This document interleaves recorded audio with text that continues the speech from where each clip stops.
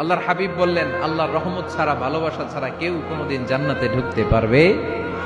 আম্মা জান আয়েশা বললেন, ইয়া রাসূলুল্লাহ, আপনিও না? আল্লাহর হাবিব বললেন, না, আমিও না, তবে আল্লাহর রহমত আর দয়া সেদিন আমাকে ঘিরে রাখবে। মান নুকিশা উযিবা, যার হিসাব আল্লাহ সেদিন চাইবেন সে ধরা খেয়ে যাবে। সব সময় আল্লাহর কাছে এই দোয়াটা যেন আমরা করি, আল্লাহ কিয়ামতের দিন তুমি আমার হিসাব নিও না, আল্লাহ তুমি আমার বিচার বসিও না, আল্লাহ তুমি দয়া করে আমারে মাফ করে দিও। আল্লাহ যার বিচার করবেন ও জাহান্নামে যাবে, আর যার বিচার করবেন না সে জান্নাতে যাবে।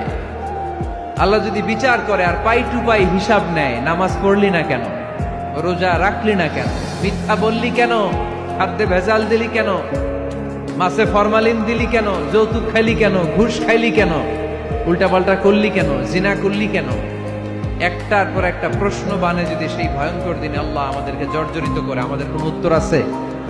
সেদিন আমাদের বাঁচার কোনো উপায় আছে?